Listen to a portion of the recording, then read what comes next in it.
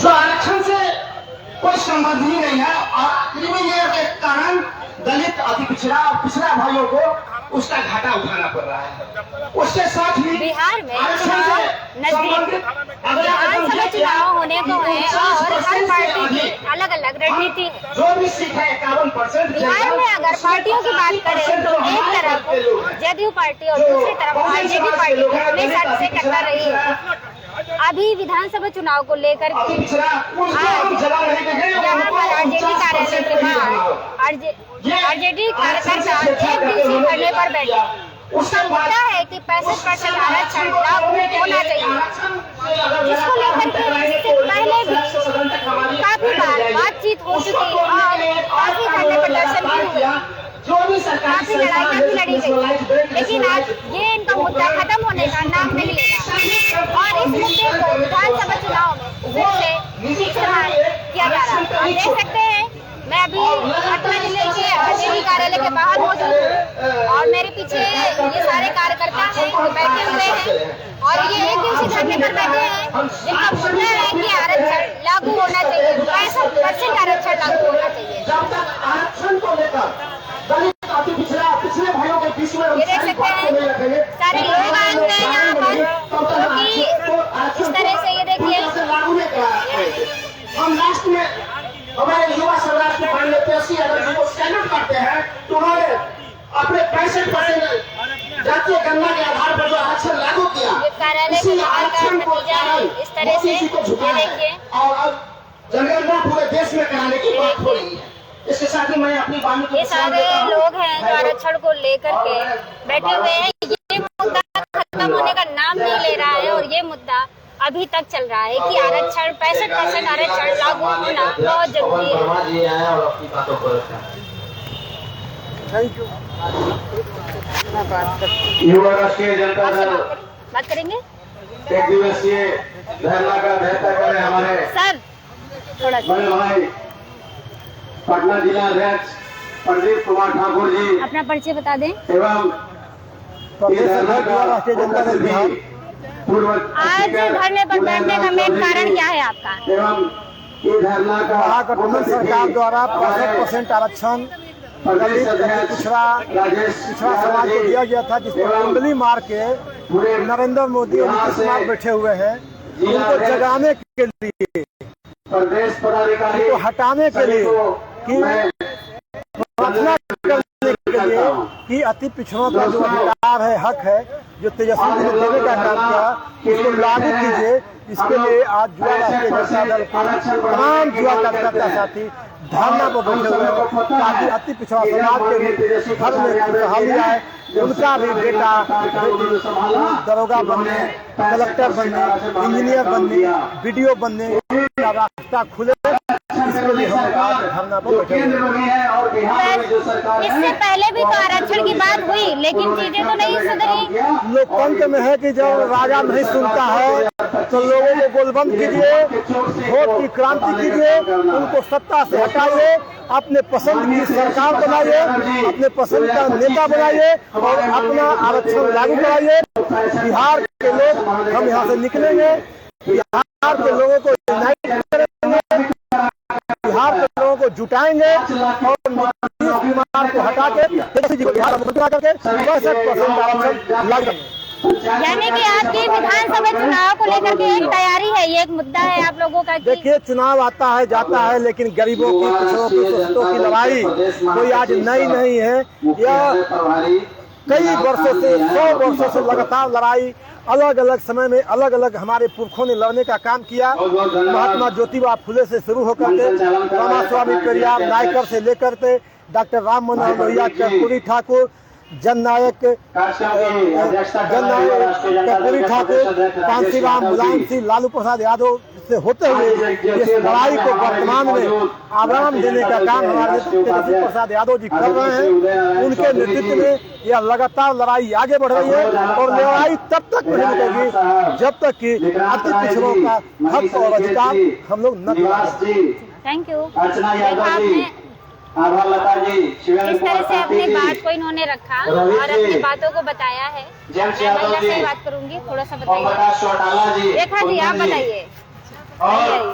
थोड़ा इस सा सभा में लगा लीजिए उपस्थित थोड़ा आप सा। तमाम युवा साथियों क्या नाम है आपका? आरक्षण को लेकर के यादव है, मैं युवा आज युवा राष्ट्रीय जनता दल का एक दिवसीय धरना पार्टी आज आरक्षण को लेकर के आप लोग एक दिवसीय धरने पर आपको याद होगा हम लोग आरक्षण को ये लेकर लड़ाई कोई नई लड़ाई नहीं धरने है पर बैठे हैं। हमेशा से हम और इस लड़ाई को जब हम हमारे सरकार में आए नेता आदरणीय तो हमारे तेजस्वी नेता यादव जी आदरणीय की सरकार में आए थे तो तेजस्वी जाति आधारित गन्ना भी मजबूती हुआ से था। लड़ा। केंद्र में गए थे, और परिणाम स्वरूप नरेंद्र मोदी जी से मिले थे कि हाँ, हमें बिहार में जाति आधारित गन्ना करवानी है, तो उन्होंने सहमति जताई थी। लेकिन जैसे ही हम जब सरकार से सरकार में हटे आए तो जाति आधारित गन्ना भी हुआ, तो सरकार के अंदर बैठे लागू भी हुआ, जो और आरक्षण इसके विरोधी बाद लोग थे, खारिज कर देना कहाँ जो का न्याय कभी नहीं है। चाहते ये थे तो दलितों कि के आरक्षण साथ के अन्याय सीमा को बढ़ाया जाए, उन लोगों ने अपना असली रूप दिखाना शुरू पिछड़ों के किया। साथ दलित महादलित तेजस्वी जी के बढ़ाए हुए आरक्षण को आदिवासियों उन्हीं के लोगों साथ ने अन्याय कोर्ट हो में रहा चैलेंज है। तो करने ये का काम अन्याय किया। राष्ट्रीय जनता दल और अफसोस बदकिस्मती देखिए हमेशा से दलितों कि के नीतीश लिए कुमार की सरकार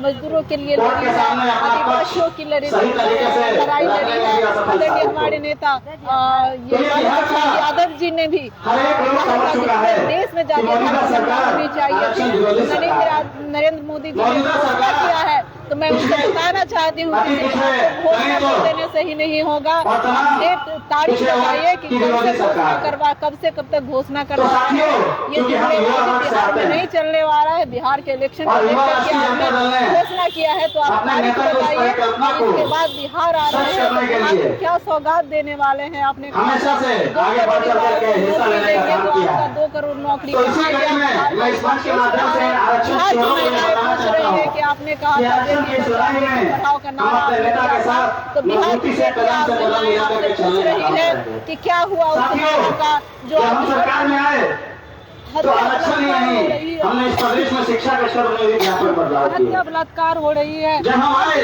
तो हमने युवाओं को प्राथमिकता देते हुए जो हमारा मैनिफेस्टो था जिसे हमारे नेता कहते थे कि हम सरकार आने के बाद रिकॉर्ड 10 लाख नौकरियां देंगे, हमने उस वादे को भी निभाया है। इस करके गोली मार दिया लेकिन जाता है। चौक मौजूदा सरकार न तो शिक्षा व्यवस्था पर कि काम कर रही है, न स्वास्थ्य व्यवस्था पर काम कर रही है। घाय घाय गोलियां चलती तो ये युवा वर्ग ही है, मैं उनको याद दिलाना चाहता हूँ घर में घुस करके कि गोलियां युवा विरोधी सरकार आरक्षण विरोधी सरकार को ये युवा वर्ग है जिसने आजादी की लड़ाई लड़ी, गांधी जी के साथ कदम से कदम मिला करके लड़ने का काम किया। राज्य में भी आपकी सरकार ये युवा वर्ग ही है जिसने जेबी के साथ कहा था कि हमारे कदम से कदम मिला करके उस आंदोलन में भी लड़ने का काम किया था। और यही युवा राष्ट्रीय जनता दल और आप देखे हो इन आरक्षण छोरों से सड़क से सड़क तक लड़ने का आज के समय में काम करेगा। IAS ऑफिसर के सर पे तो इन तमाम बातों के साथ अब तमाम लोग यहाँ एकजुट हुए हैं। अब युवाओं तो मैं के साथ समझता हूँ सरकार होनी चाहिए, कि अपने युवाओं की नेता के सरकार होनी चाहिए, दलित की सरकार द्वारा किए गए कामों को सरकार होनी और ये जो मौजूदा आरक्षण विरोधी सरकार है और युवा इनसे लड़ करके हम आरक्षण को पुनः इसके लिए वापस किए जाने तक इस लड़ाई को जारी रखेंगे। वोट की चोट से इन्हीं का शब्दों के बाद मैं अपने वाणी को विराम देता हूँ। युवा राष्ट्रीय जनता दल जिंदाबाद, राष्ट्रीय जनता दल जिंदाबाद। और 65% आरक्षण की बात है तो हम लोग सदन में नेता लड़ते हैं और रोड पे हम लड़ेंगे और ये रहेंगे जिला अध्यक्ष उपेंद्र ताती जी हैं और ये 65% आरक्षण को लेकर के कोर्ट पर भी बहुत बातें हुई, रद्द हुआ, बहुत सारी चीजें चली। तो क्या लगता है इस तरह से धरना कर लेने से बिल्कुल हम लोग हो जाएगी? लड़े हैं, लड़ेंगे और इसके बाद ले करके रहेंगे, क्योंकि दलित की बात करते हैं, महादलित की बात करते हैं, कुशवाहा की बात करते हैं, आदिवासियों की बात करते हैं, पिछड़ा अति पिछड़ा की बात करते हैं। तो सबकी लड़ाई लड़े हैं और लड़ेंगे और लेके पार्टी रहेंगे। के राष्ट्रीय उपाध्यक्ष थैंक यू। देखा आपने कितने अपनी बातों को इन्होंने रखा कि भले ही अभी तक आरक्षण को लेकर के कोर्ट ने खारिज कर दिया हो, चीजें हो गई हो, लेकिन अभी इनकी लड़ाई खत्म नहीं हुई है और ये लड़ाई लड़ते रहेंगे, तब तक लड़ेंगे जब तक इनको इनका हक नहीं मिल जाता है। जब इनकी खुद की सरकार होगी तो ये अपना लेकर के मानेंगे, अपना हक लेकर के मानेंगे। मैं कुछ और लोगों से भी बात करूंगी। कार्यालय के पास है और यहाँ पर ये देखिए कार्यालय के बाहर हैं सर, अपना परिचय बता दें। एजाज अहमद, प्रदेश प्रवक्ता, राष्ट्रीय जनता दल बिहार। सर 65% आरक्षण की अगर बात करें तो ये तो कोर्ट पर भी खारिज हो चुका है, फिर इस मुद्दे को दोबारा से लाने का क्या? देखिए, भारतीय जनता पार्टी बहानेबाजी कर रही है, नीतीश सरकार बहानेबाजी कर रही है। तेजस्वी जी ने स्पष्ट रूप से कहा है कि कोर्ट कचहरी में जब मामले हैं तो इस आरक्षण को बढ़ाने के लिए बिहार सरकार दोनों सदन का विशेष सत्र बुला ले और आरक्षण की व्यवस्था को 65% बढ़ाकर कर दे और इसका प्रस्ताव केंद्र सरकार के पास भेजे कि 9वीं अनुसूची में शामिल कर लिया जाए। इसके बाद कहीं कोई झमेला नहीं रहेगा। लेकिन भारतीय जनता पार्टी और जनता दल यू नहीं चाहती है कि अति पिछड़ा को, दलित को, आदिवासी को, पिछड़ा समाज को आरक्षण की व्यवस्था मिले, इसलिए इस तरह की राजनीति करती है। इस तरह की राजनीति करने वाली भारतीय जनता पार्टी और जनता दल यू कहीं ना कहीं जनता के बीच में बेनकाब हो चुकी है। प्रधानमंत्री जी कल आप पटना आ रहे हैं तो घोषणा कीजिए कि 9वीं अनुसूची में आरक्षण को शामिल करेंगे कि नहीं करेंगे। अगर नहीं करेंगे तो आज शांतिपूर्वक हम लोग धरना पर बैठे हैं। आगे याचना नहीं अवरण होगा, जीवन या मरण होगा। इस तरह की राजनीति हम लोग करेंगे और बताने का काम करेंगे कि हम अपने हक के लिए, अधिकार के लिए, हम अपने जो हमारा संवैधानिक अधिकार है उसके लिए किसी भी स्तर तक जा सकते हैं और किसी भी स्थिति में भारतीय जनता पार्टी और जनता दल यू की सरकार को बहानेबाजी करने नहीं देंगे। स्पष्ट रूप से उनको बताना होगा कि गरीबों, शोषितों, वंचितों को हक से वंचित क्यों करना चाहते हैं, उनको अधिकार से वंचित क्यों करना चाहते हैं। हमारा हक है, हम लेकर रहे हैं।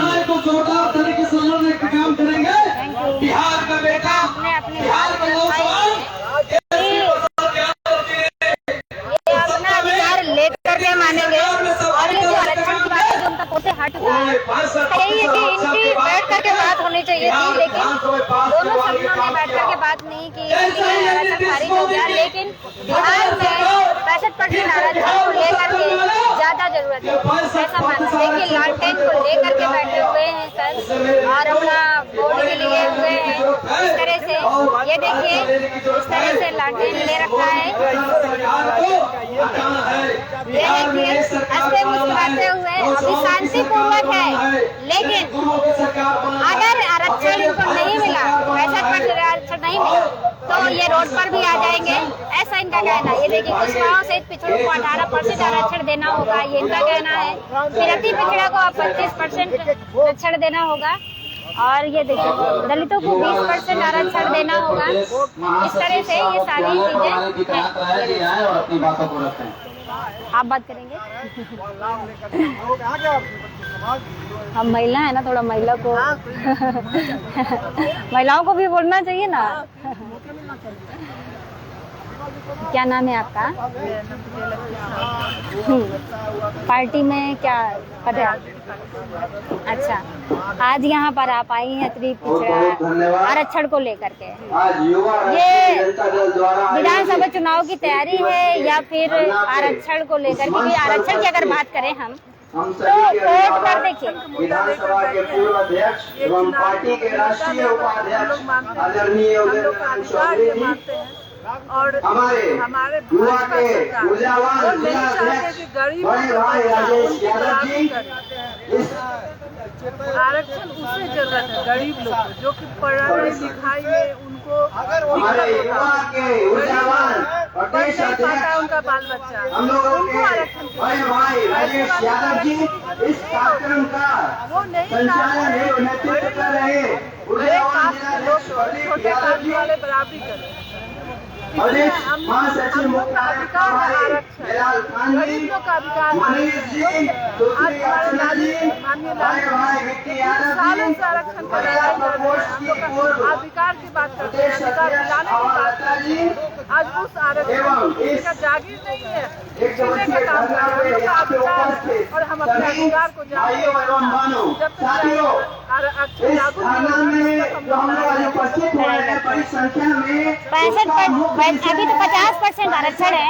65% आरक्षण हो जाने से क्या बेनिफिट हो जाएंगे बिहार में, किस तरह का सुधार हो जाएगा? 2020 में जब हम लोग इंडिया अलायंस अगर आरक्षण 65% हो जाता है तो किस तरह का सुधार होगा बिहार में? आरक्षण के रक्षक है, उन्होंने अपने चुनावी घोषणा पत्र में ऐलान किया था हमारी सरकार बनेगी तो 65% जो है आरक्षण लागू किया जाएगा। यही नहीं, लाखों युवाओं को जो है बनेंगे और सम्मान पाएंगे। पाएंगे। मुख्यमंत्री तो नहीं बन पाए, लेकिन चंद 17 महीने के शासनकाल में जब हमारे नेता उप मुख्यमंत्री बने, उन्होंने जो वादा किया, जो आगे बढ़ेगा तो उनके बिहार में 100% जातिगत गणना जो है 17 महीने के कार्यकाल में हुआ। यही नहीं साथियों, आरक्षण की सीमा को जो है देखा आपने कैसे अपनी बातों को इन्होंने रखा है कि उन लोगों को आरक्षण मिलना बहुत जरूरी है, जिन लोगों को आगे बढ़ना है। आरक्षण विरोधी है। कैसे षड्यंत्र के तहत इस लागू की गई आरक्षण को उन्होंने जो है कानूनी पेच में फंसा करके निरस्त करने का काम किया। साथियों हम लोग को जो है इससे जो है घबराना नहीं है। जब तक 65% आरक्षण जो है लागू नहीं होगा। तो ये था मेरा लाइव 65% आरक्षण को लेकर के एक दिवसीय धरने पर बैठे आरजेडी कार्यकर्ता, और इनका ये है कि ये शांतिपूर्वक है, और ये आज इसलिए रखा गया क्योंकि बिहार में नियोजित शिक्षकों को मोदी जी आने वाले, नियोजित शिक्षकों बिहार को के प्रधानमंत्री आने वाले हैं, इसको लेकर के ये चाह रहे हैं कि वो अपनी बातों पर इस मुद्दे को जरूर रखें। तो ये रहा मेरा